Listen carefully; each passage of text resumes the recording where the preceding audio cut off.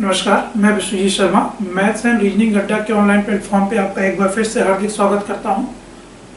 जैसा कि आपसे मैंने कहा था कि पार्ट 4 सर्ट्स का, जिसमें हम डिस्कस करेंगे कंपैरिजन ऑफ द सर्ट्स। तो इसके अंतर्गत इससे पहले पार्ट 3 में मैंने आपको सर्ट्स के बारे में बताया कि सर्ट्स क्या होता है, सर्ट्स के में कौन कौन से ऑपरेशन करते हैं, कैसे उनको पहचानते हैं कि वो रेशनल है या इरेशनल, अगर वो इरेशनल है तो उनका रेशनलाइजिंग फैक्टर कैसे निकाला जाए और उनको रेशनलाइज कैसे किया जाए। आज की क्लास में हम सीखने जा रहे हैं सर्ट्स का कंपैरिजन, मतलब कौन सा सर्ट्स बड़ा है, कौन सा सर्ट छोटा है। अगर आपने सर्ट्स के बारे में नहीं देखा है तो आई बटन पे क्लिक करके आप मेरे सर्ट्स वाला वीडियो देख लें, जिससे आपको आइडिया हो जाता है कि सर्ट्स को एक्सपोनेंट में कैसे बदलें और एक्सपोनेंट को सर्ट में कैसे बदला जाए। तो आइए बिना देर किए शुरू करते हैं हम अपना। एक एग्जांपल देते हैं, √2 और √3, क्यूब √4, 6th √2 एंड 12th √4। ये सारे सर्ट्स हैं क्योंकि इनमें सब में हमने रूट के फॉर्म को लगाया हुआ है, किसी में रूट, किसी में क्यूब रूट, किसी में 6th रूट और किसी में 5th और 4th रूट। क्वेश्चन एग्जाम में आता है कि इनमें से कौन सबसे बड़ा है और कौन सबसे छोटा है। तो आपने क्या करना है, आपने कुछ नहीं करना, simply what is the meaning of √2। तो आप यहां पे देखिए कि ये 2 लिखा हुआ है, क्योंकि अगर रूट लिखा हुआ है तो 2 अंडरस्टूड है। यहाँ पे 3, यहाँ 6, यहाँ 12। What you have to do, सबसे पहले इनके जो भी रूट हैं उनका एलसीएम ले लीजिए।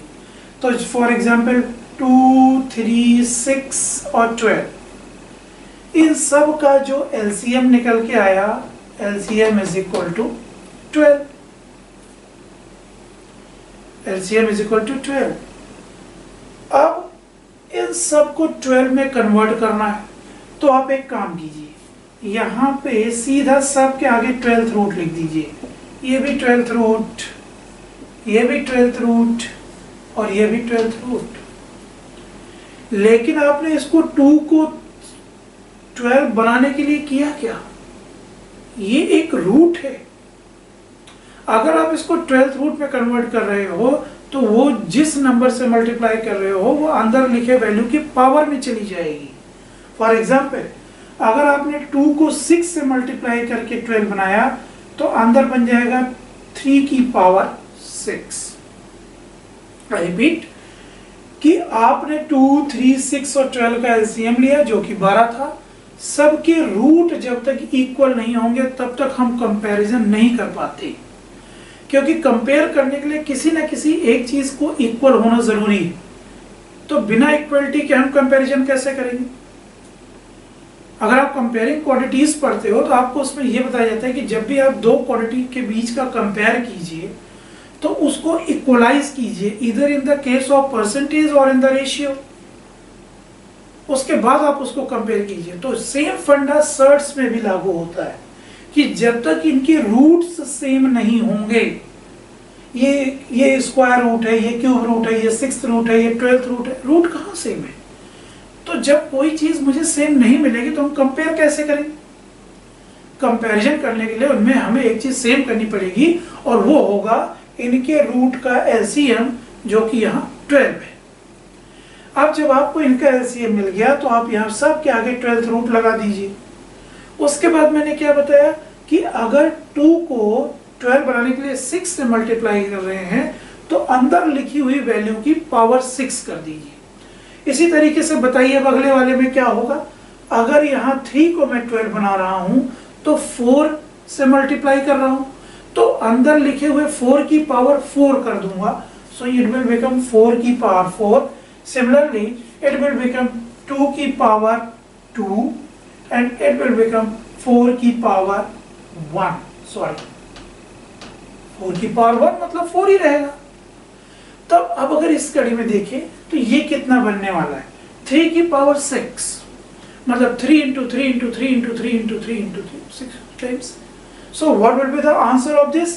By 3 3s are 9, 9 3s are 27, 27 3s are 81, 81 3s are 243 and 243 3s are 729.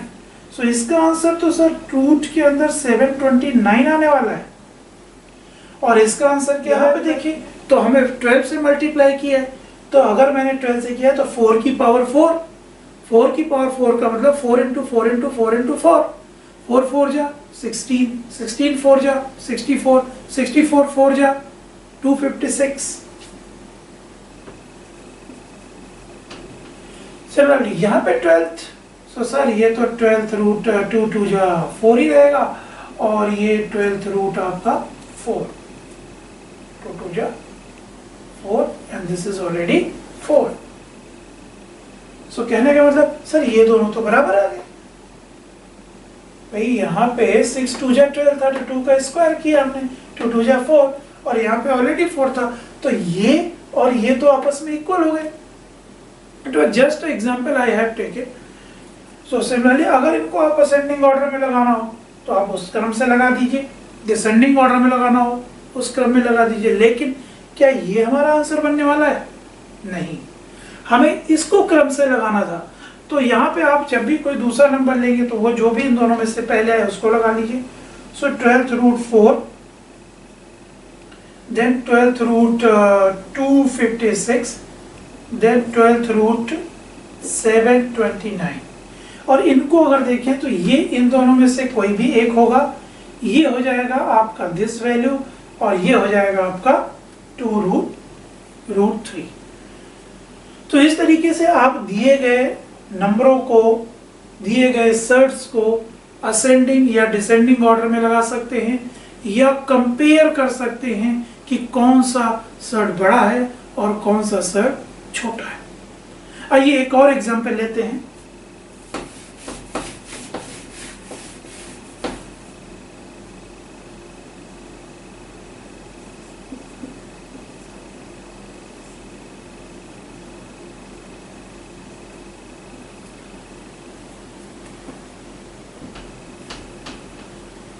आइए इस एग्जाम्पल को देखते हैं कि क्यूब रूट 5 और रूट 3 में कौन बड़ा है, विच इज ग्रेटर।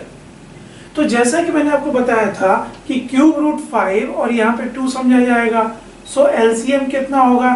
एलसीएम 2 और 3 का जाएगा 6, 2 और 3 का एलसीएम जाएगा 6। अब देखते हैं, अगर 2 और 3 का एलसीएम 6 है तो मैंने आपसे कहा था कि सबको 6th रूट में कन्वर्ट कर लीजिए। अगर 3 को 6 में बदलना है तो 2 से मल्टीप्लाई करेंगे तो 5 की पावर 2, तो अंदर आ जाना है 5 की पावर 2 और यहाँ पे आ जाना है 3 की पावर 3। अब अगर 6th रूट की बात करें, सॉरी 6th रूट की बात करें तो it is going to be 25, और ये 6th रूट के अंदर होने वाला है 3 3 जा 9, ओ सॉरी 3 3 जा 9, 9 3 जा 27।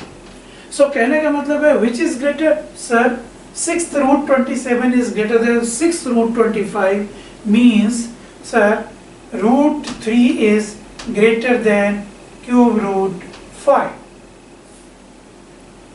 तो इस तरीके से अगर आपको सर्ट्स का कंपेयर करना है तो उनके सर्ट की वैल्यू को इक्वेट करनी पड़ेगी, क्योंकि कंपैरिजन के लिए उनका इक्वल होना जरूरी है। And these were the ways आप कैसे उनको आपस में कन्वर्ट करेंगे। एलसीएम लेंगे, एलसीएम लेने के बाद उसको पावर में कन्वर्ट करेंगे, फिर उसके बाद असेंडिंग डिसेंडिंग ऑर्डर में लगा लें। इस पार्ट में हमने ये सीखा कि रेशनल और इरेशनल में जो सर्ट्स होते हैं उनको आपस में कंपेयर कैसे किया जाए।